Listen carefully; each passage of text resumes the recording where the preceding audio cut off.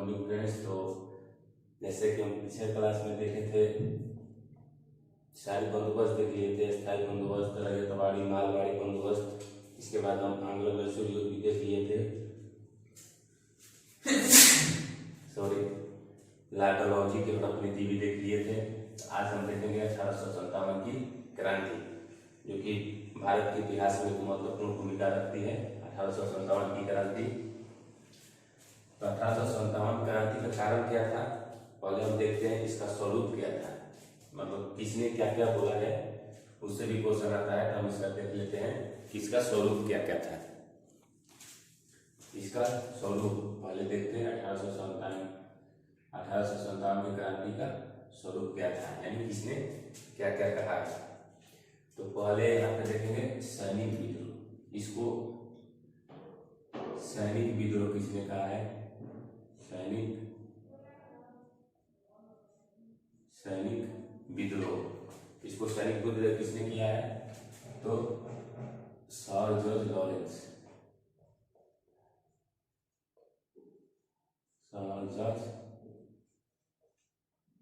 ने इसको सैनिक विद्रोह कहा है। इसके बाद एक अंग्रेज अधिकारी है सीले, ये कौन है, होम्स। ये सब ने क्या कहा है, इसको सैनिक विद्रोह कहा है। इन्होंने बोला है कि सिर्फ ये सैनिकों का विद्रोह था। ये तो अंग्रेज हुए। अब हिंदुस्तानियों ने, मतलब हिंदुस्तान के लोगों ने कौन से लोग इनको सैनिक विद्रोह कहे हैं, तो एक है सर सैयद अहमद खान, ये सब विदेशी थे जिन्होंने सैनिक विद्रोह कहा। ये सब भारतीय हैं जिन्होंने सैनिक विद्रोह कहा। इसमें एक थे सर सैयद अहमद खान और एक थे दुर्गादास। इन्होंने भी कहा कि ये मात्र सैनिक विद्रोह था। और इनकी एक बुक है असबाब ए बगावत हिंद, असबाब ए बगावत हिंद। इसने सैयद अहमद खान ने 1857 क्रांति को क्या कहा है, सैनिक विद्रोह कहा है। इसके बाद इसको राष्ट्रीय विद्रोह किसने कहा है, राष्ट्रीय विद्रोह। कुछ लोगों ने इसको राष्ट्रीय विद्रोह की संज्ञा दी है। ये माना गया था कि यह क्या था, राष्ट्रीय विद्रोह था। यह लगभग पूरे भारत में फैला हुआ विद्रोह था। इसको राष्ट्रीय विद्रोह की संज्ञा दी गई है किसके द्वारा, अशोक मेहता के द्वारा। अशोक मेहता, उन्होंने कहा है कि ये क्या था, एक राष्ट्रीय विद्रोह था। इसके बाद प्रथम स्वतंत्रता संग्राम, कुछ लोगों ने इनको प्रथम स्वतंत्रता संग्राम कहा है। प्रथम स्वतंत्रता संग्राम किसने कहा है, बीडी सावरकर ने, बीडी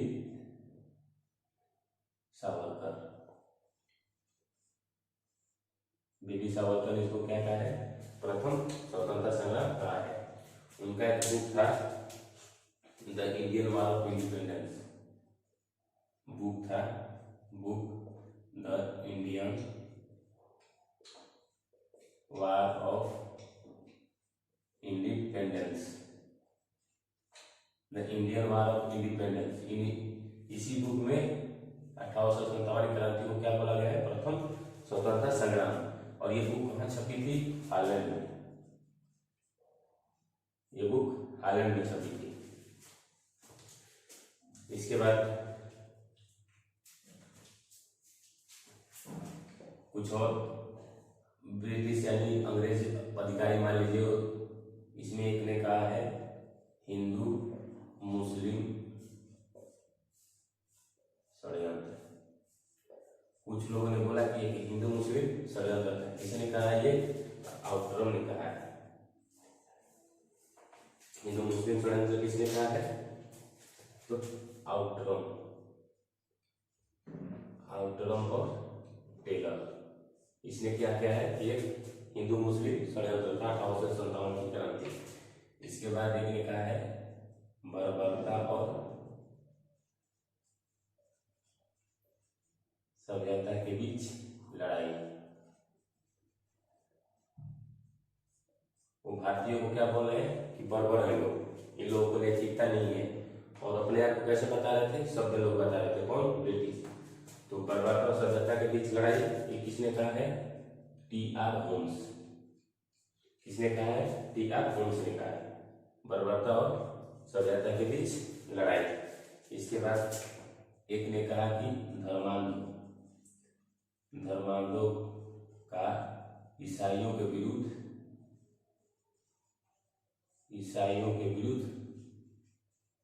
लड़ाई। धर्मांधों का ईसाइयों के विरुद्ध लड़ाई, यानी जो धर्म के अंधे लोग हैं वो किसके खिलाफ लड़ाई लड़ रहे हैं, ईसाइयों के खिलाफ लड़ाई लड़ रहे हैं। ये किसने कहा है, तो L.E.R. रिच, पूरा लिख लीजिए, L.E.R. रिच। ये भी कैसे हैं, विदेशी हैं। ये सब ने क्या कहा कि धर्मांधों को ईसाइयों के विरुद्ध लड़ाई।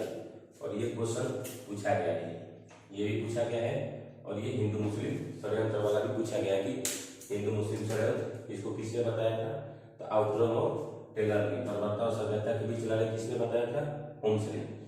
धर्मांधों को ईसाइयों के विरुद्ध लड़ाई किसने बोला, L.E.R. रिच ने बोला।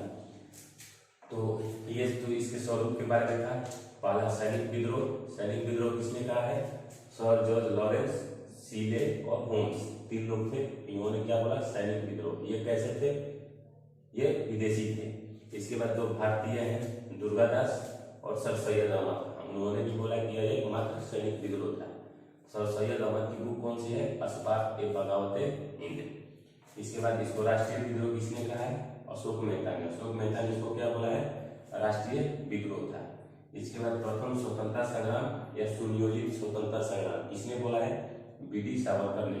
बी.डी. सावरकर की बुक कौन सी थी, the Indian war of independence. ये बुक कहाँ छपी थी, हालैंड में प्रकाशित हुई थी। इसके बाद हिंदू मुस्लिम षड्यंत्र किसने बोला है, आउटरम और टेलर ने। इसके बाद बर्बरता और सभ्यता के बीच लड़ाई, ये किसने बोला है, होम्स ने। धर्मांधों को ईसाइयों के विरुद्ध लड़ाई किसने बोला है, L.E.R. रिच ने। ये तो स्वरूप था 1857 की क्रांति का स्वरूप ये था, यानी किसने क्या क्या बोला है 1857 की क्रांति के बारे में। आप स्क्रीनशॉट इसका ले लीजिए। ये इसके स्वरूप के बारे में था। इसके बाद देख लेते हैं कि इसका प्रतीक क्या क्या था।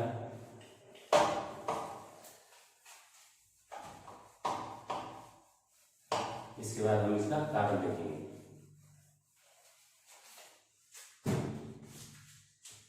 इसका प्रतीक यानी जैसे आज देखेंगे तो भारत का राष्ट्रीय प्रतीक क्या है, तो अशोक स्तंभ को देखेंगे, अशोक चक्र को देखेंगे। उसी तरह इसका भी एक प्रतीक था, वो था कमल और रोटी। कमल और रोटी इसका प्रतीक था। इसके बाद इसमें देखेंगे कि भारत में शासन किसका था, ब्रिटेन में किसका शासन था, हम उसको देखते हैं। तो ब्रिटेन में जो पीएम थे, ब्रिटेन के पीएम वो कौन थे, पामस्टर। ये ब्रिटेन के पीएम थे। भारत के गवर्नर जनरल कौन थे, गवर्नर जनरल ये थे लॉर्ड कैनिंग। ये क्या थे, भारत के गवर्नर जनरल थे। कैनिंग भारत के ये गवर्नर जनरल थे। इसके बाद महारानी कौन थी, ब्रिटेन की रानी ये थी महारानी विक्टोरिया। महारानी कौन थी, विक्टोरिया। तो ये ब्रिटेन के पीएम पामस्टर, भारत के गवर्नर जनरल उस समय लॉर्ड कैनिंग थे। हम देख लिए कि 1833 में बंगाल के गवर्नर जनरल को क्या घोषित किया गया था, भारत का गवर्नर जनरल घोषित किया गया था। तो ये है। इसके बाद इसके कारण क्या थे, यहाँ पे देखेंगे कारण। तो इसके कई कारण थे। एक राजनीतिक कारण,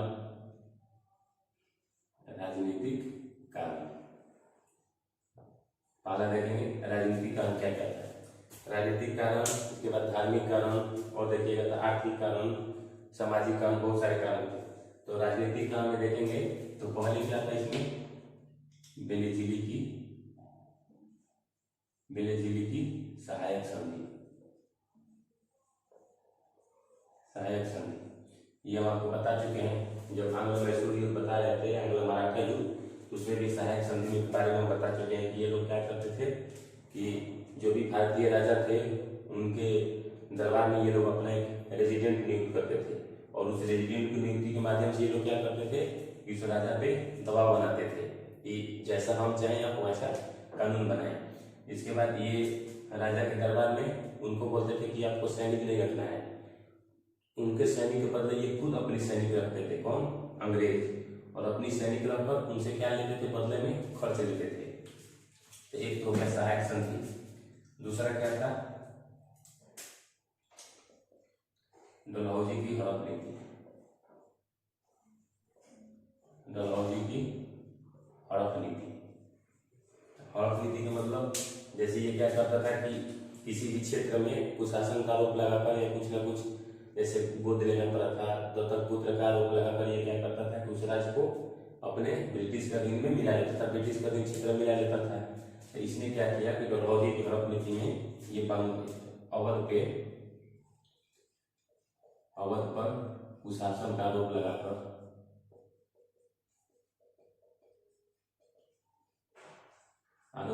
क्या किया था, अपने मिला लिया था कौन, लॉर्ड डलहौजी, किसके द्वारा, हड़प नीति के द्वारा। और इसको क्या किया कि पहला कमिश्नरी क्षेत्र घोषित किया, पहला कमिश्नरी क्षेत्र, किसको, अवध को, किसने, डलहौजी ने। पहला कमिश्नरी क्षेत्र कौन बना था, अवध, और यहाँ पर कौन कमिश्नर बना था, तो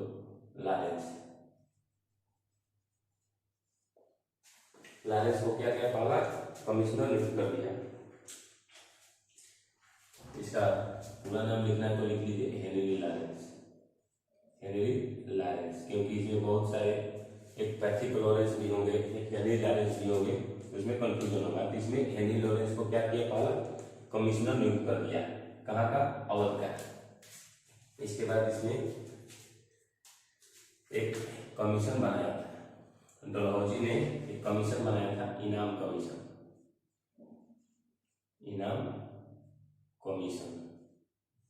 किसने बनाया था, लॉर्ड डलहौजी ने। क्यों बनाया था ये, तो जो भी जमींदार लोग थे इन्होंने इनाम कमीशन बनाया था जमींदारी व्यवस्था को चेक करने के लिए कि कौन कौन से वैसे जमींदार है जो ब्रिटिश को टैक्स देते हैं, कौन वैसे जमींदार है जो ब्रिटिश को टैक्स नहीं देते हैं। तो इनाम कमीशन बनाया, और इसमें लगभग 35,000 जमींदारों को क्या किया गया, चेक किया गया। कितना, 35,000 जमींदारों को चेक किया गया। 35,000 जमींदारों को चेक किया गया। इसमें से 20,000 जमींदार वैसे थे जो टैक्स नहीं देते थे।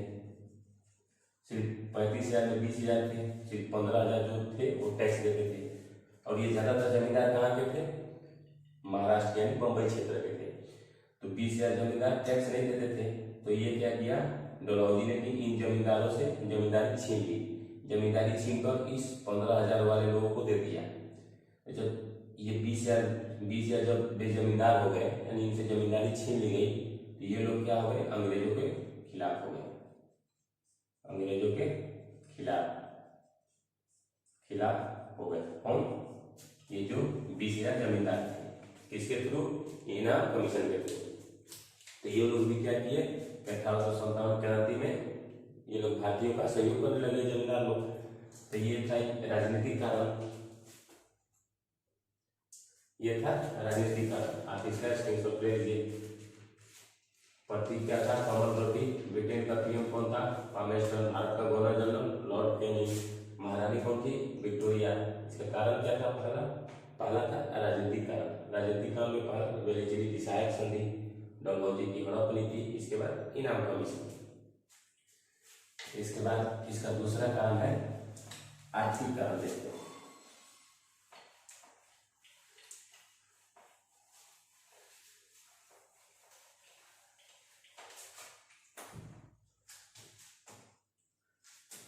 दूसरा है आर्थिक कारण। आर्थिक कारण इसमें क्या था कि जैसे अस्थायी बंदोबस्त, अस्थायी बंदोबस्त या रैयतवाड़ी बंदोबस्त, रैयतवाड़ी या महालवाड़ी, ये तीनों टैक्स वसूलने का एक तरीका था। हम पहले बता चुके हैं रैयतवाड़ी महालवाड़ी के बारे में। ये लोग क्या करते थे कि जबरदस्ती टैक्स वसूलते थे। मान लीजिए कहीं अकाल पड़ गया, जो किसान टैक्स नहीं देता था, तो अकाल की स्थिति में, जैसे मान लीजिए अकाल पड़ गया, उसकी स्थिति में ये लोग क्या करते थे, जबरन टैक्स वसूला करते थे। जिसके कारण क्या था कि भारतीय किसानों में असंतोष बढ़ रहा था। तो लोगों ने धीरे धीरे क्या किया कि खेती करना ही बंद कर दिया। जब धीरे धीरे लोगों ने खेती करना बंद कर दिया, तो ये लोग क्या किए, ब्रिटिश लोग, कि किसान का जो जमीन था उसको छीन कर किसको देने लगे, जमींदार को देने लगे। जब ये जमींदारों को देने लगे तो जो किसान थे वो लोग क्या हुए, धीरे धीरे इनके विरोधी हो गए, किसके, ब्रिटिश के। जिसके कारण क्या हुआ, 1857 की क्रांति में किसानों ने भी साथ दिया। एक तो हो गया जमींदारी में, इनाम कमीशन में जो जमींदार थे वो लोग भी 1857 क्रांति में भाग लिए, और जो किसान थे वो लोग 1857 की क्रांति में भाग लिए। इसके बाद तीसरा क्या कारण था, धार्मिक कारण। धार्मिक कारण जैसे 1813 का जो चार्टर एक्ट था, 1813 का चार्टर एक्ट, उसमें ये लोग क्या किए थे, ईसाई मिशनरी को भारत आने के लिए बोले थे। कौन, ब्रिटिश लोग। ईसाई मिशनरी को भारत आने की छूट दिया गया। किसके द्वारा, ब्रिटिश गवर्नर के द्वारा, कि ठीक है जाइए भारत में ईसाई धर्म का प्रचार प्रसार करिए। ये लोग क्या करते थे कि ईसाई धर्म का प्रचार प्रसार करने लगे। तो जो यहाँ के लोग थे, या जो यहाँ के लोगों में जो, जैसे मान लीजिए आप हिंदू धर्म से या मुस्लिम धर्म से, किसी धर्म से अगर आपको जबरदस्ती धर्मांतरण कराया जाए और बोला जाए कि नहीं आप ईसाई धर्म को मानिए, तो ऑब्वियसली है कि आप लोगों में धीरे धीरे क्या होगा, असंतोष बढ़ने लगेगा।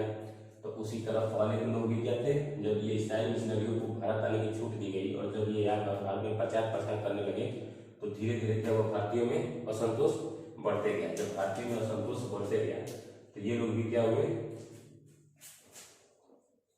ये लोग भी, भारतीय लोग अंग्रेज खिलाफ हो गए, यानी भारतीय लोग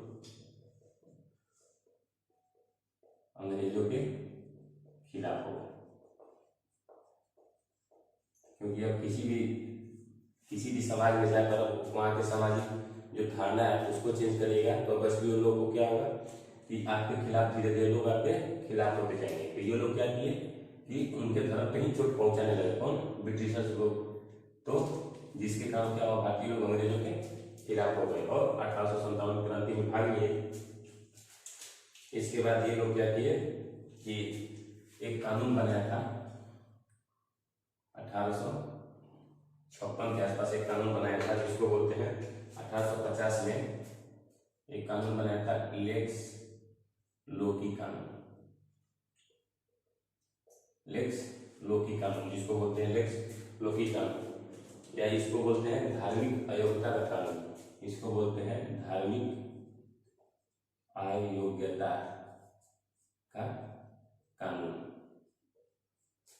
1850 में क्या था, लेक्स लोकी कानून या धर्म अयोग्यता का कानून। इसमें क्या था कि ये ईसाई लोग क्या करने लगे, किसको बोले, किसको, भारतीय लोगों को बोलने लगे कि आप लोग धर्म चेंज करिए, और जिससे आपको जो जमीन है, जैसे वो इसमें बोला गया था कि धर्मांतरण करने के बावजूद आपको जमीन से या संपत्ति से वंचित नहीं किया जाएगा। इसमें बोला गया था क्या कि धर्मांतरण के बावजूद आपको संपत्ति से वंचित नहीं किया जाएगा। किसमें बोला गया था, लेक्स लोकी कानून में बोला गया था कि आपको धर्मांतरण के बावजूद भी आपको वंचित नहीं किया जाएगा। ये कब आया था, लेक्स लोकी कानून 1850 में, या इसको बोलते हैं धार्मिक अयोग्यता का कानून। इसके बाद एक और कारण था इसका, औद्योगिक बोले या उद्योग के लिए बोले, औद्योगिक कारण।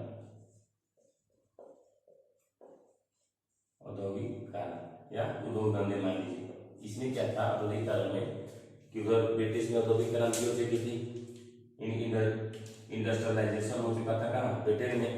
तो ये लोग क्या करते थे, जैसे अमेरिका उधर आजाद हो गया था, ये लोग भारत को उपनिवेश बना लिए थे। जो भारत से उपनिवेश बना लिए थे तो ये लोग भारत को जबरन क्या करते थे, जबरदस्ती वैसे उत्पाद का खेती करवा रहे थे, किसानों से वैसे उत्पाद का खेती करवा रहे थे जो ब्रिटेन में या विदेश में जिसका ज्यादा मांग था, जो ब्रिटेन में ज्यादा मांग था, यानी वैसे उत्पाद को ये लोग उत्पादन करवा रहे थे, वैसे उत्पाद का जो जिसका ब्रिटेन में ज्यादा मांग था। जैसे नील का मांग था, कपास का मांग था, ये लोग क्या करते थे, नील की खेती, कपास की खेती, चाय की खेती ये लोग जबरदस्ती करवा रहे थे। और जहाँ पे नील की खेती होती है वहाँ पे उर्वरता क्या होती है, नष्ट हो जाती है। आप भी जानते हो कि जहाँ पे नील की जिस खेत में नील की खेती होती है वहाँ की उर्वरता नष्ट हो जाती है। ये लोग जबरदस्ती बोलते थे कि आप ऐसा उत्पाद बढ़ाइए और सिर्फ कच्चे माल का ही उत्पाद बढ़ाइए। ये लोग क्या करते थे, कच्चे माल का ही उत्पादन करवाते थे, कच्चे माल का। ये भी नहीं कि भारतीय लोग कपास की खेती कर रहे हैं तो भारतीय लोग कपड़ा बनाए, नहीं। ये लोग क्या करते थे कि सीधा ये लोग से बोलते थे कि आप सिर्फ कच्चे माल का उत्पादन करिए और कच्चा माल हमको बेचिए, हम आपको कच्चा माल खरीदेंगे और हम इसको ब्रिटेन लेकर जाएंगे और ब्रिटेन से जो कपड़ा बनकर आएगा, जो सामान बनकर आएगा उसको हम भारत में बेचेंगे। ये लोग कच्चा माल का उत्पादन करवाते थे और जो भारतीय वस्तु है, भारतीय वस्तु पर बहुत ज्यादा टैक्स लगा दिए थे, बहुत ज्यादा टैक्स लगा दिए, टैक्स लगा दिए।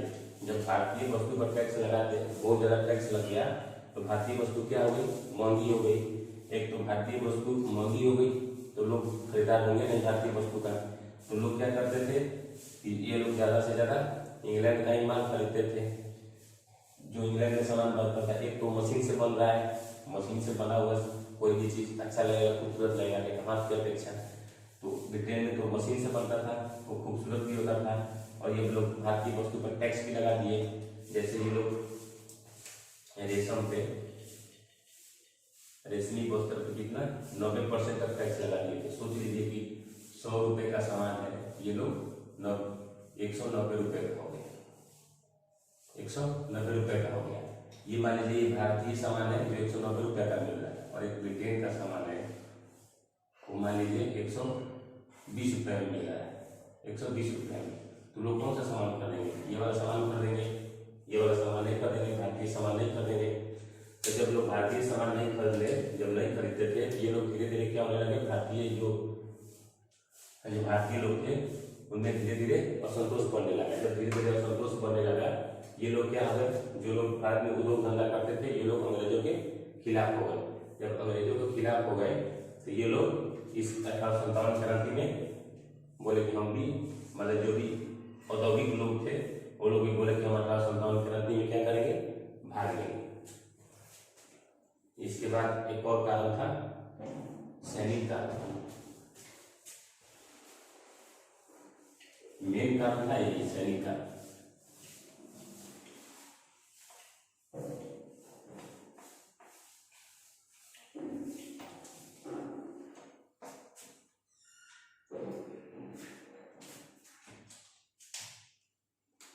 यह है सैनिक कारण।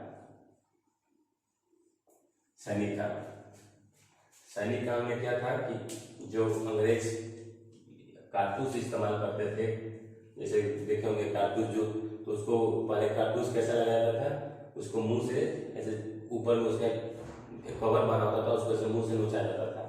तो जो कवर बना होता था कारतूस का कवर जो बना होता था वो किसका बना होता था, सुअर के चर्बी का, सुअर के चर्बी का। जो कारतूस बना होता था किसका बना होता था, सुअर के चर्बी का। और वो लोग बोलते थे कि इसको मुंह से नोच कर तब आपको कारतूस लगाना है। तो सैनिकों ने इस कारतूस को इस्तेमाल करने से मना कर दिया। और ये कारतूस कब आया था, याद रखिएगा, ये पूछा गया है। ये नवंबर 1856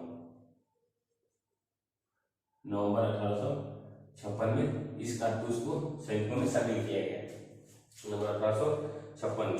इसके बाद इनका जो पद था, जो पदों में उन्नति यानी पदोन्नति जिसको बोलते हैं, पदों में उन्नति, तो उच्च पद पर उसी को बैठाया जाता था जो ब्रिटिशर्स हैं, यानी जो विदेशी हैं, उनको ही बोला जाता था कि हाँ आपको उच्च पद दिया जाएगा, यानी प्रमोशन करके उच्च पद पे किसको बैठाया जाता था, ब्रिटिशर्स को, यानी जो अंग्रेज थे उन्हीं को।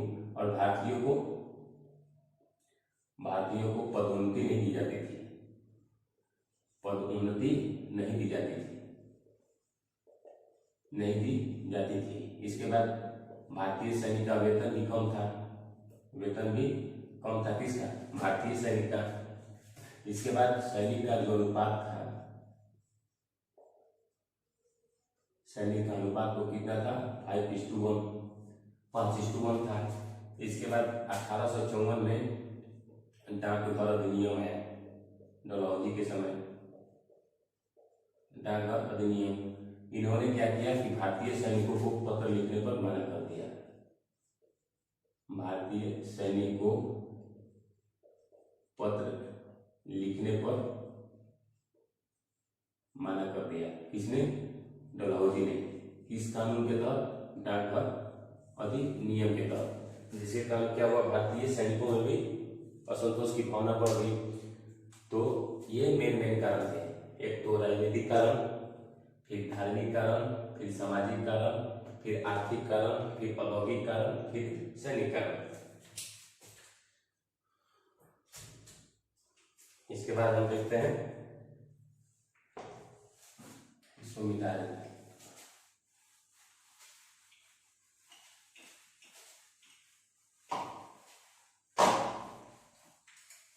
इसके बाद एक एनफील्ड राइफल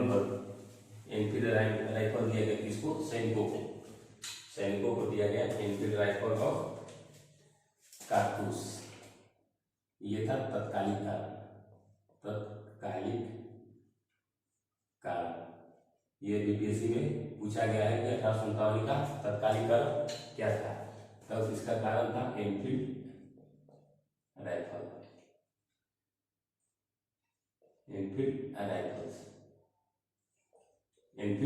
राइफल्स और कारतूस। जो हम आपको सैनिक कांड में बता चुके हैं कि किसका बना होता था, सुअर के चर्बी का, कब बना था, नवंबर 1856 में। ये एनफील्ड राइफल और कारतूस ये था तत्कालिक कारण। कहाँ बनता था ये, बुलिच शस्त्रागार। कहाँ बनता था, बुलिच शस्त्रागार में। बुलिच शस्त्रागार में इसका निर्माण होता था। तो सैनिकों ने इसके इस्तेमाल करने से मना कर दिया, जिसके कारण क्या हुआ, क्रांति 1857 की क्रांति स्टार्ट हो गई। और ये क्रांति स्टार्ट कहाँ से होती है, ये तो मेन कारण थे, हम इसको कारण देख लिए। अब ये क्रांति स्टार्ट कहाँ से होती है, तो जनवरी 1857 में। नवंबर 1856 तक तो ये लोग क्या हो गए, असंतुष्ट हो गए। कौन, सैनिक लोग, किसान लोग, जो पूंजीपति लोग हैं, जो उद्योग धंधे से जुड़े हुए लोग हैं, वो लोग भी असंतुष्ट हो गए। उधर जमींदार असंतुष्ट हो गए। ये लोगों ने धीरे धीरे क्या किया कि जनवरी 1857 में ये लोग क्रांति का शुरुआत करते हैं। कहाँ से करते हैं, तो बंगाल में दमदम से। बंगाल में कहाँ से, दमदम से। ये लोगों ने, सैनिकों ने बोला कि हम लोग क्या करेंगे, उस कारतूस का, एक सुअर की चर्बी का जो कारतूस बनाए एनफील्ड राइफल है, हम उसका इस्तेमाल नहीं करेंगे। इसके बाद ये फरवरी 1857 में कहाँ चला जाता है क्रांति, ये बहरामपुर। ये भी कहाँ है, वेस्ट बंगाल में। मान लीजिए ये भी कहाँ है, बंगाल क्षेत्र में, बहरामपुर। इसके बाद जो मेन मोड़ आता है वो 29 मार्च 1857। ये कहाँ है, बैरकपुर का एक सैनिक है, कौन, मंगल पांडे। ये कहाँ के रहने वाले थे, बलिया के। मंगल पांडे कहाँ के रहने वाले थे? बलिया के। इन्होंने क्या किया कि गोली चलाकर 2 अंग्रेज अधिकारी को घायल कर दिया। मंगल पांडे ने गोली चलाकर 2 अंग्रेज अधिकारी को घायल कर दिया। इसमें एक थे सार्जेंट ह्यूसन और एक लेफ्टिनेंट बाग। इन दोनों को क्या किया? मंगल पांडे ने गोली चलाकर घायल कर दिया। किसको? सर्जेंट ह्यूसन को, लेफ्टिनेंट बाग को।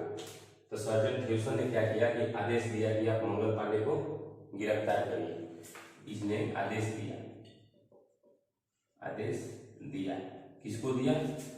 तो यहीं पे इनका एक हेड सेनापति था मंगल पांडे का। किसको? ईश्वरी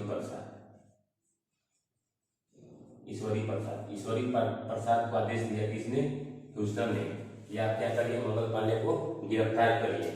तो ये भी तो भारतीय है, इनके मन में भी असंतोष था, तो इन्होंने गिरफ्तार नहीं किया, गिरफ्तार करने से मना कर दिया।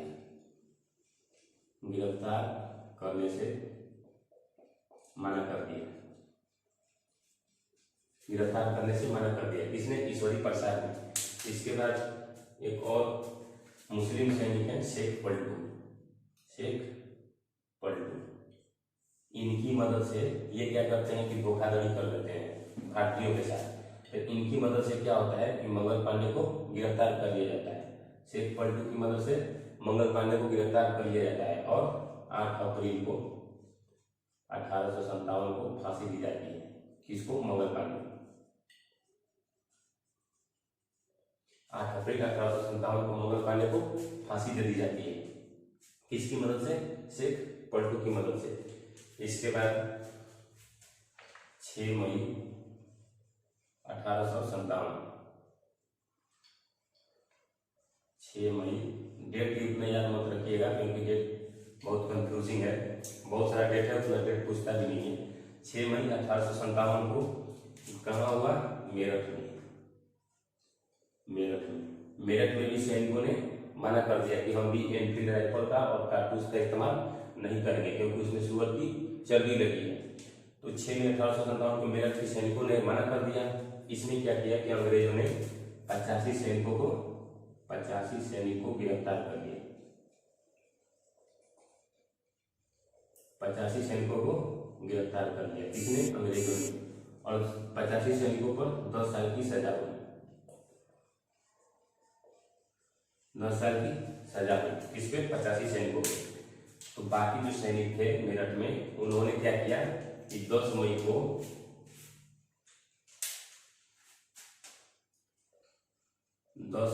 1857 को बाकी सैनिकों ने क्या किया कि मेरठ जेल में, जहां पे ये सैनिक कैद थे मेरठ जेल में, उस जेल पे हमला कर दिया। किसने? जो बाकी सैनिक थे, जो भारतीय बाकी सैनिक थे, वो 10 मई 1857 को जेल पर हमला कर दिया और 85 सैनिकों को छुड़ा लेते हैं। 85 सैनिकों को छुड़ा लेते हैं। किसने? जो बाकी भारतीय सैनिक है मेरठ के। तो जो मेन शुरुआत है कहाँ मानी जाती है? इसे एग्जाम में क्वेश्चन भी पूछा गया है कि 1857 की क्रांति कब शुरू हुई थी? 10 मई 1857 को। ये 10 मई डेट दिया जाता है, मेन यहीं से शुरू होता है 10 मई 1857 से। तो इन्होंने 85 सैनिकों को छुड़ा लिया और ये 11 मई को कहाँ चले जाते हैं? दिल्ली।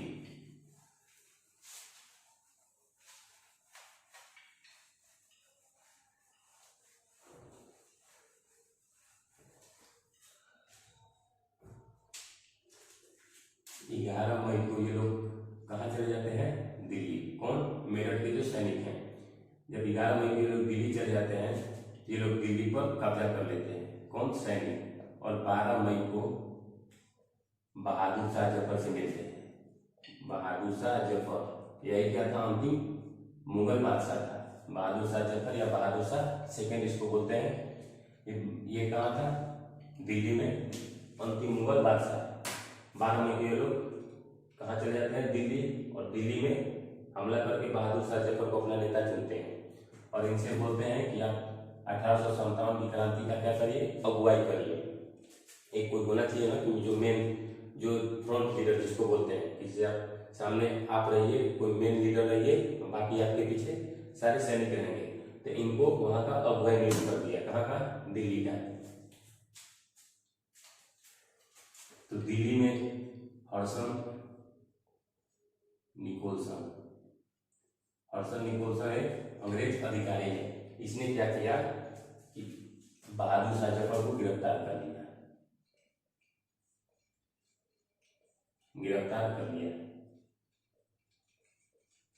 बहादुर शाह जफर को गिरफ्तार कर लिया। किसने, हर्सन निकोलसन ने। इसने जब गिरफ्तार करके बहादुर शाह जफर को कहाँ भेज दिया, रंगून। अभी रंगून कहाँ है, बर्मा में, रंगून भेज दिया, इनको कैद कर दिया यहीं पे। और ये रंगून में ही बहादुर शाह जफर की मौत हो जाती है। तो हर्सन निकोलसन एक आएगा कि हर्सन निकोलसन कहाँ का नेतृत्व कर रहा था, किस क्षेत्र में था, तो ये दिल्ली में था। और इनके दो बेटे हैं, किसके, बहादुर शाह जफर के। जब बहादुर शाह जफर के दो बेटे हैं, एक का नाम है मिर्जा ख्वाजा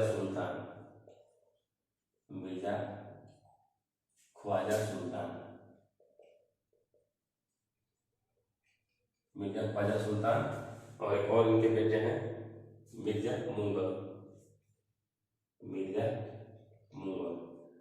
ये दो बेटे हैं और एक पौत्र, यानी जिसको हम लोग बिहार में नाती बोलते हैं, नहीं पौत्र, इसका क्या था, अबू बकर। इन तीनों को अंग्रेजों ने क्या किया, गोली मार दिया। जब इन तीनों को गोली मार दिया तो बहादुर शाह जफर बोले कि ठीक है, हमको आप गिरफ्तार कर लीजिए, क्योंकि किसी के सामने किसी का बेटा मरेगा तो अच्छा नहीं लगेगा। तो जब ये तीनों लोगों को मारे, गोली का शिकार हो गए अंग्रेजों का, तो इन्होंने क्या किया, समर्पण कर दिया, किसके, अंग्रेजों के सामने।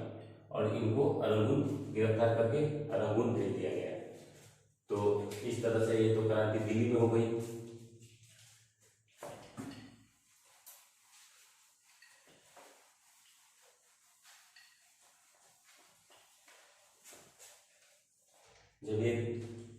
जब इनको रंगून भेज दिया गया तो बाकी सैनिक क्या किए, धीरे धीरे वो बंगाल की तरफ बढ़ने लगे, क्योंकि बंगाल में अंग्रेजों का क्या था, अभी तक मेनली एक तरह से मान लीजिए तो हेडक्वार्टर था वो बंगाल में ही था। यानी अधिकांश सैनिक कहाँ रहते थे, बंगाल में रहते थे अंग्रेजों के। बाकी जो सैनिक थे, जब बहादुर शाह जफर को गिरफ्तार कर लिया गया तो बाकी सैनिक बंगाल की तरफ चल दिए। तो वहीं पे एक होता है लखनऊ में क्रांति। लखनऊ में कौन क्रांति करता है, बेगम हजरत महल।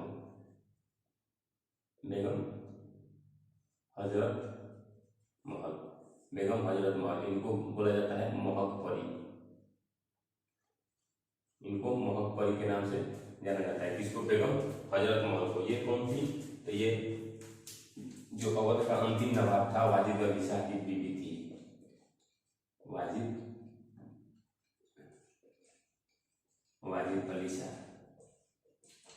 वाजिद अली शाह की ये क्या थी, पत्नी थी।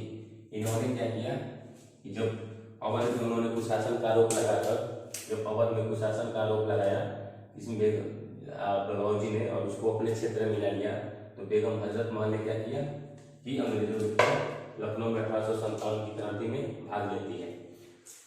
और ये जब भाग लेती है तो इनके लिए कौन आता है, तो ये इनकी एक क्या बोले साथी थी, मतलब जो लेडीज दस्ता जो बेगम हजरत महल का, उसमें एक थी हैदरी बाई। ये क्या करती हैं, यही सब सूचना देती है। होता है गुप्त सूचना का, जो गुप्त सूचना पहुंचाता है। तो हैदरी बाई क्या करती हैं कि बेगम हजरत महल को गुप्त सूचना बनाती है, गुप्त सूचना बताती हैं। कौन, हैदरी बाई। तो इनकी मदद से, हैदरी बाई की मदद से बेगम हजरत महल क्या करती हैं, या जो इनके सैनिक थे वो क्या करते हैं कि हेनरी लॉरेंस, जो अवध का पहला कमिश्नर था, हेनरी लॉरेंस को मार देते हैं। कौन, बेगम हजरत महल। जब ये हेनरी लॉरेंस को मार देते हैं तो ये पहला कमिश्नर भी था और ये मर जाता है। इसमें लखनऊ की क्रांति, जो ये 1857 की क्रांति थी, जो लखनऊ में हो रही थी, उसमें हेनरी लॉरेंस मर जाता है। तो इनको दबाने के लिए, इस लखनऊ में इस विद्रोह को दबाने के लिए किसको भेजा जाता है? कैंपबेल को। कैंपबेल को जब कैंपबेल आता है तो बहुत ही बर्बरतापूर्वक इस विद्रोह को दबा देता है। जब इस विद्रोह को कैंपबेल दबा देता है तो बेगम हजरत महल भागकर नेपाल चली जाती है। ये कहाँ चली जाती है? नेपाल चली जाती है। और यहीं पर इनकी मृत्यु हो जाती है। मृत्यु हो जाती है। और बेगम हजरत महल का कब्र कहाँ है? इनका कब्र नेपाल में है। इनका कब्र कहाँ है? नेपाल में। किसका? बेगम हजरत महल का। इसके बाद जैसे ही लखनऊ में आए तो लखनऊ के बाद आएंगे कानपुर। तो कानपुर में कौन कर रहा है? कानपुर में आप जानते हैं कि बाजीराव सेकंड है। जब बाजीराव सेकंड को पेशवा पद से हटाकर कहाँ किया गया था? लखनऊ में बिठूर नामक स्थान पर बैठाया गया था। तब लखनऊ में क्रांति का नेतृत्व नाना साहब करते हैं, गोरू पंत।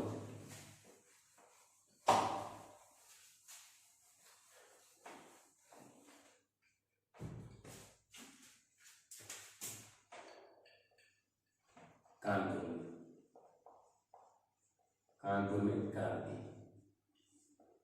कानपुर में इसका नेतृत्व कौन किया? नेतृत्व नाना साहब। ये कौन थे? बाजीराव सेकंड के दत्तक पुत्र नाना साहब, या भोदू पंत इसको बोलते हैं। भोदू पंत। ये कहाँ थे? ये कहाँ नेतृत्व कर रहे थे? कानपुर में। इन्होंने जब इनका क्या मामला था? ये पेंशन का मामला लेकर, ये पेंशन का मामला लेकर क्या किए? क्रांति की शुरुआत की। कहाँ पे? कानपुर में। पेंशन का मामला लेकर, क्योंकि अंग्रेज पहले ही डलहौजी ने हड़प नीति बनाया था और उन्होंने बोला था कि जो भी दत्तक पुत्र होगा उसको ना कोई जमीन मिलेगी, ना कोई संपत्ति मिलेगी और ना ही पेंशन मिलेगा। तो ये नाना साहब क्या थे? बाजीराव सेकंड के दत्तक पुत्र थे, गोद लिए हुए पुत्र थे। तो इन्होंने क्रांति की शुरुआत किया और ये बहुत ही तीखा हमला था अंग्रेजों पर, जो कानपुर में क्रांति की नाना साहब के द्वारा। एक तो पेशवा थे लोग, पेशवा लोग ऐसे ही छापामार युद्ध में बहुत ही साथित थे। मतलब पेशवा छापामार युद्ध बहुत तेजी से करते थे। कौन? पेशवा लोग। ये नाना साहब क्या थे? पेशवा के दत्तक पुत्र थे। तो इन्होंने अंग्रेजों को बहुत मतलब तीखा हमला किया अंग्रेजों पर। इनको भी दबाने के लिए किसको भेजा गया? कैंपबेल को। इसे भी दबाने के लिए किसको भेजा गया? कैंपबेल को भेजा गया। तो यहाँ पे एक घटना होती है सती चौरा, यानी सती चौरा की घटना जो होती है, सती चौरा की घटना। सती चौरा की घटना यहाँ पे क्या होता है कि जब ये हमला होने लगता है कानपुर में, तो अंग्रेज अधिकारी क्या करते हैं कि कानपुर से भागने लगते हैं। कहाँ पे? इलाहाबाद में। तो जब ये कानपुर से इलाहाबाद में भागने लगते हैं सती चौरा में, तो यही जो सती चौरा क्या है? गंगा नदी के किनारे एक घाट है। कहाँ पे? कानपुर में। तो वहीं पे क्या होता है कि जो यहाँ के क्रांतिकारी हैं, जो नाना साहब के क्रांतिकारी, वो क्या करते हैं कि सती चौरा में जाकर अंग्रेज क्या कर रहे थे? गंगा नदी में नाव से बैठकर इलाहाबाद जा रहे थे। तो ये अंग्रेजों को नाव पर से लोग क्या करते हैं? गंगा नदी में डुबो देते हैं। जो नाव पर जो अधिकारी भाग रहे थे उनको क्या करते हैं कि गंगा नदी में डुबो देते हैं और जान से मार देते हैं, और जो बचता है उसको मार देते हैं। कौन? जो ये क्रांतिकारी थे नाना साहब के जो सैनिक थे वो। इसके बाद एक और यहाँ पे घटना होती है जिसको बोलते हैं बीबीगढ़ की घटना। बीबीगढ़ की घटना। बीबीगढ़ घटना इसमें क्या था कि जब धीरे धीरे क्या हो रहा था कि जब कानपुर में क्रांति हो रही थी, तो अंग्रेज भी धीरे धीरे सोच रहे थे कि ठीक है, हम नाना साहब को पेंशन देंगे। तो जब ये नाना साहब को पेंशन देने के लिए राजी हो गए, लेकिन बाकी जो इनके क्रांतिकारी थे, नाना साहब के जो भी सैनिक थे, उनको ये मालूम नहीं था कि अंग्रेज क्या हो रहे हैं, कि ये पेंशन देने के लिए राजी हो रहे हैं। और इधर से ये लोग क्या कर रहे थे कि अंग्रेजों का ये था कि हम कैंपबेल को भेजते हैं, इनको पेंशन देकर हम क्या करते हैं, राजी कर लेते हैं, और बाकी जो क्रांतिकारी हैं वो हम कैंपबेल को भेजकर बाकी क्रांतिकारी को मार देते हैं, और नाना साहब को फिर बाद में हम हटा देंगे उनको।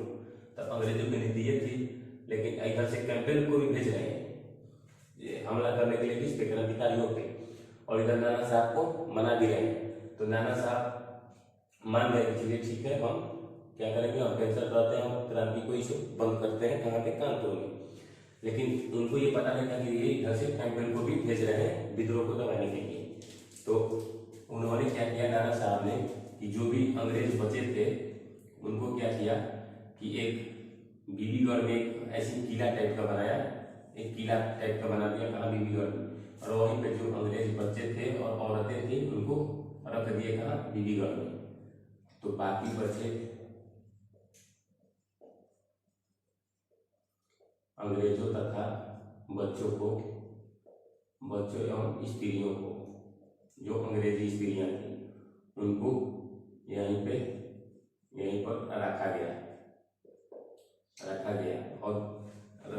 बोला गया कि ठीक है, हम आपकी देखभाल करेंगे, कहाँ पे, बीबीगढ़ में, और आपका खान पान का ध्यान देंगे। तो यहाँ पे कौन थी, हुसैनी खातून यही क्या करती थी, अंग्रेजों की देखभाल करती थी। लेकिन जब हुसैनी खातून को मालूम चला कि इधर से कैंपबेल आ रहा है, पहले कैंपबेल कहाँ था, जब रायबरेली में देखिएगा तो वहाँ पे भी कैंपबेल था, लखनऊ में भी कैंपबेल था। तो जब इनको पता चला कि हुसैनी खातून की कैंपबेल अपनी सेना लेकर आ रहा है विद्रोह को दबाने के लिए, इन्होंने क्या किया कि खाना में जहर दे दिया।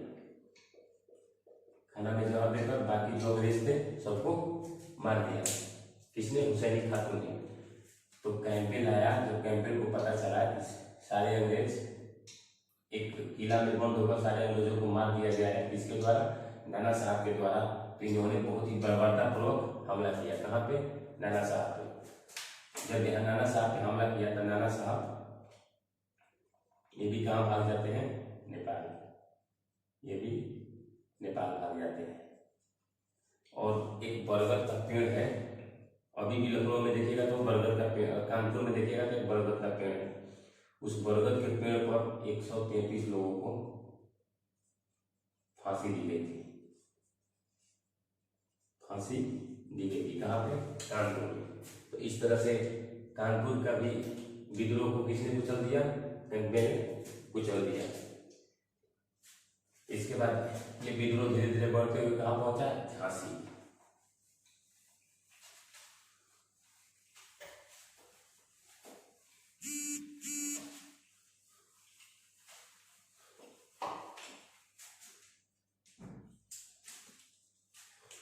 इसके बाद ये विद्रोह कहाँ पहुंचा, झांसी में रानी लक्ष्मीबाई,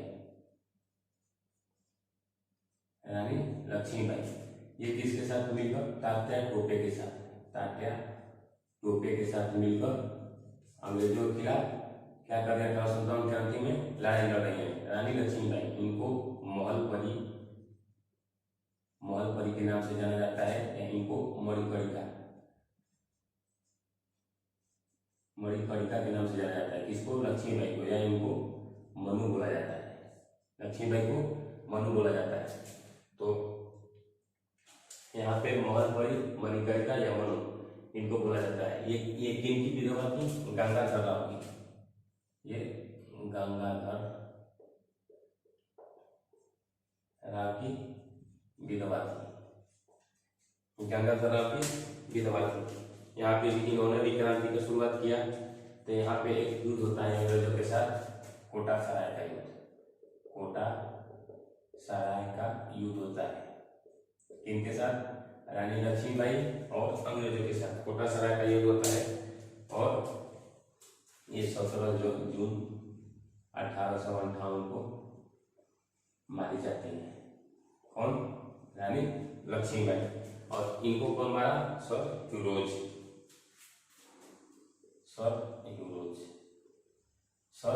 की मदद से रानी लक्ष्मीबाई को मार दिया जाता है।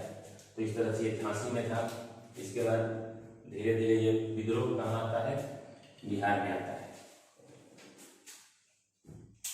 इसके बाद जब हम बिहार पढ़ाएंगे तो बिहार में इसका पूरा चर्चा होगा विस्तृत रूप से। बिहार में क्रांति बिहार में किसने किया? कुंवर सिंह ने। कुंवर सिंह ने बिहार में इसका नेतृत्व किया। 1857 की क्रांति का बिहार नेतृत्व किसने किया? कुंवर सिंह ने। बिहार में जैसे स्थानीय स्तर पर देखिएगा तो बहुत सारे लोग हैं, लेकिन मेनली बिहार का नेता किसको माना जाता है? कुंवर सिंह को। इन्होंने सबसे पहले कहाँ हमला किया? आरा में।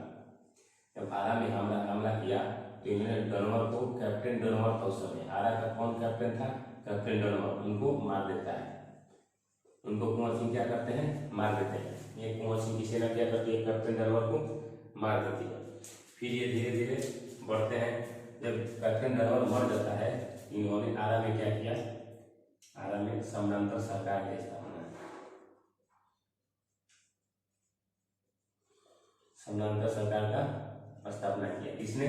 कुंवर सिंह ने आरा में समानांतर सरकार का स्थापना किया।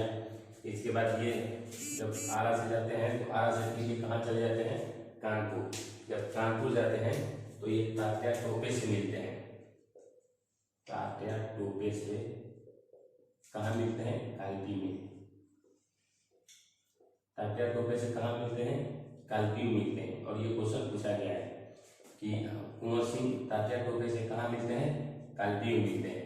इसके बाद जब ये कालपी में मिलते हैं, इसके बाद ये फिर कानपुर जाते हैं। कानपुर के बाद लखनऊ जाते हैं। लखनऊ के बाद ये आजमगढ़ जाते हैं। आजमगढ़, ये आजमगढ़ जाते हैं। किसने? कुंवर सिंह। इसके बाद उतरौलिया का मैदान है। उतरौलिया के मैदान। उतरौलिया के मैदान में इनकी अंग्रेजों से लड़ाई होती है और ये जीत जाते हैं। उतरौलिया के मैदान में जब क्रांति में अंग्रेजों से लड़ाई होती है तो कुंवर सिंह जीत जाते हैं। इसके बाद फिर जब आजमगढ़ से जीत जाते हैं तो पुनः क्या आरा की तरफ चल देते हैं। जब आरा की तरफ चल देते हैं तो यहीं पे कैप्टन है, captain Douglas. Captain Douglas. Captain Douglas जब यहाँ से चलते हैं तो वो अपनी सेना लेकर गंगा नदी के तट पर आता है। कैप्टन डगलस, यहीं पे इनकी झड़प होती है कैप्टन डगलस से। जब कैप्टन डगलस से इनकी झड़प होती है तो ये वहां भी जीत जाते हैं, गंगा नदी के तट पर भी जीत जाते हैं। लेकिन यहाँ पे एक गोली इनके हाथ में लग जाती है। हाथ में लग जाती है, एक गोली इनके हाथ में लग जाती है और ये अपना हाथ काट कर क्या करते हैं? गंगा नदी में बहा देते हैं। कौन? कुंवर सिंह। और पुनः ये कहाँ आते हैं? आरा आते हैं।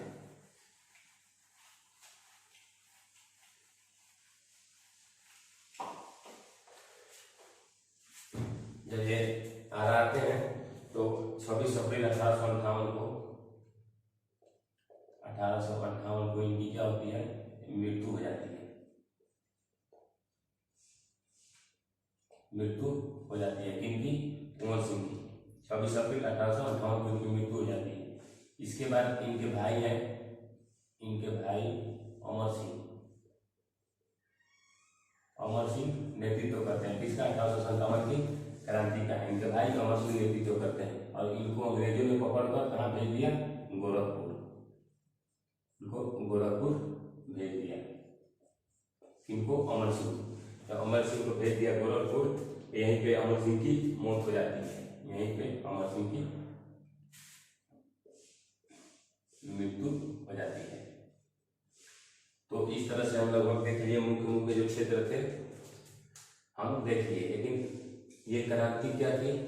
पूरी तरह से सफल थी? नहीं, ये क्रांति पूरी तरह से सफल नहीं थी। अगर पूरी तरह से सफल होती तो ये क्रांति पूरे भारत में फैल जाती है। जब पूरे भारत में फैल जाती तो अंग्रेजों को यहाँ रहने में बहुत दिक्कत होती।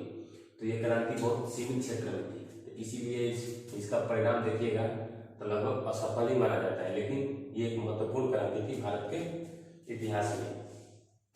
अब देख लेते हैं कि इसका कहाँ कहाँ पे नेतृत्व कौन कौन करता है, क्योंकि उससे भी क्वेश्चन पूछ देता है।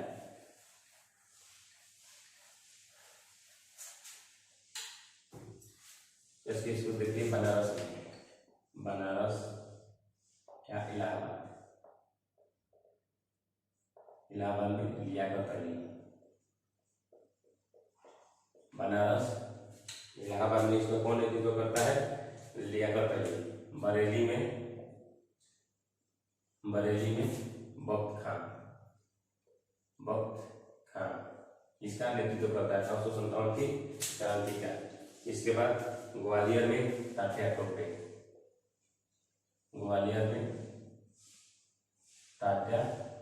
टोपे। इसके बाद फैजाबाद में, जिसको आजकल अयोध्या बोलते हैं, फैजाबाद में हाजी शरीयतुल्लाह नहीं, हाजी उसका नाम था अहमदुल्ला शाह, यानी मौलवी अहमदुल्ला शाह।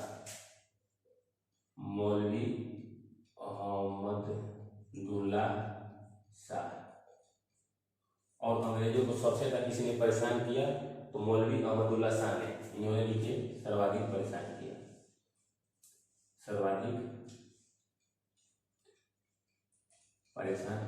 किया, किसके नाम पे? इन्होंने बोला कि अंग्रेजों के साथ जिहाद करो, जिहाद का नाम पर, जिहाद के नाम पर इन्होंने सर्वाधिक परेशान किया। किसको? अंग्रेजों को 1857 की क्रांति में। और ये भी क्वेश्चन पूछा गया है कब बीपीएससी में।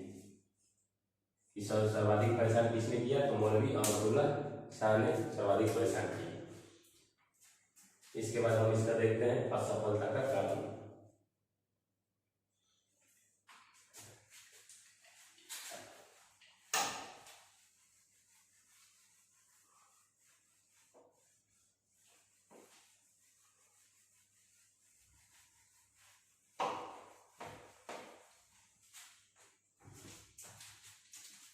यहाँ पे लिखिए असफलता का कारण।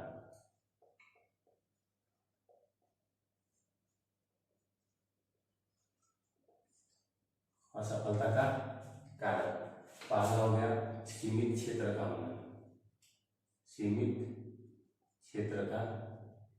होना, लगभग देखिएगा ये तो एक यहाँ बंगाल में शुरू हुआ, एक देखिएगा तो यहाँ पे थोड़ा सा उड़ीसा में, बिहार में, यूपी में, और एक यहाँ थोड़ा सा महाराष्ट्र में। बस इतना ही क्षेत्र में ये था। तो ये क्या हो गया? बहुत सीमित क्षेत्र में था, लगभग पूरे भारत में नहीं था। तो एक तो हो गया सीमित क्षेत्र का होना, दूसरा सीमित संसाधन होना,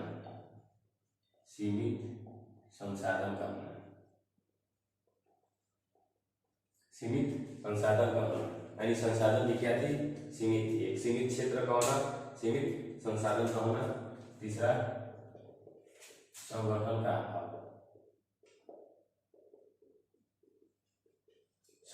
अभाव, क्योंकि सभी लोग भाग नहीं ले रहे थे, और भाग नहीं ले रहे थे कुछ लोग, जैसे यहाँ पे, तो वो लोग सीमित क्षेत्र में भाग ले रहे थे। ये नहीं कि ये लोग सभी एक तरह से इकट्ठे होकर ले रहे थे, कोई यहाँ पे लड़ रहा है, कोई यहाँ पे लड़ रहा है, कोई यहाँ पे ले रहा है, कोई यहाँ पे, मतलब अलग अलग ढंग से लड़ रहे थे। एक तरह से ये नहीं कि एक तरह से संगठित होकर अंग्रेजों के खिलाफ लड़ रहे थे। तो ये संगठन का अभाव, सीमित क्षेत्र का होना, सीमित संसाधन का होना, इसके बाद सहभागिता में कमी,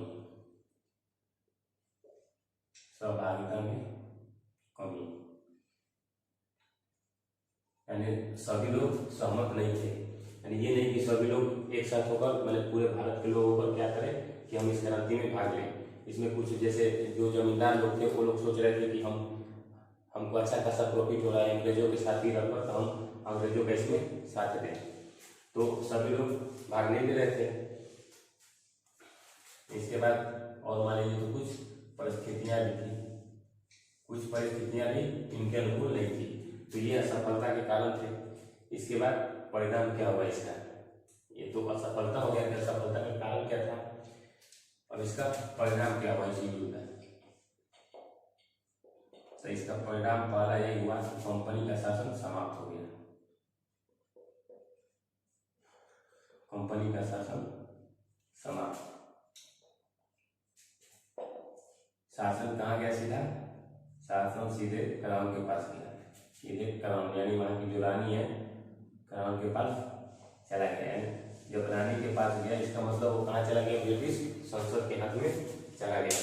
इसके बाद यहाँ पे भारतीय सचिव पद का भारतीय सचिव का पद बनाया गया, पद बनाया गया। ये क्या करेंगे, ये एक तरह से मानिए तो ब्रिटेन में मतलब भारतीय मंत्री की तरह ये लोग व्यवहार करते थे। भारतीय सचिव का पद बनाया गया और इनकी कार्यकारिणी परिषद बनाई गई, परिषद बनाया गया। कितने मेंबर का, 15 सदस्य का, 15 मेंबर का एक कार्यकारिणी परिषद बनाया गया। किसका, भारतीय सचिव का। इसके बाद क्या किया गया कि सेना का अनुपात, सेना का अनुपात कितना कर दिया गया, 2:1। पहले कितना था, 5:1, अब कितना कर दिया गया, 2:1 कर दिया गया। इसके बाद जो गवर्नर जनरल था उनको वाइसराय बना दिया गया,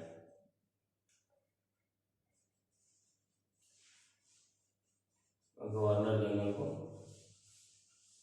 वाइसराय बना दिया गया, गवर्नर जनरल को वाइसराय बना दिया गया, वाइसराय बना दिया गया। तो इस तरह से ये क्या थे, परिणाम थे। तो हम आज देखें 1857 की क्रांति के बारे में, हम नेक्स्ट क्लास में। इसके बाद हम देखेंगे जो धार्मिक आंदोलन हुए, धार्मिक सुधार आंदोलन से मुसलमानों के लिए भी हुए, हिंदुओं के लिए भी हुए। तो हम नेक्स्ट क्लास में धार्मिक सुधार आंदोलन को देखेंगे। आज के लिए इतना ही।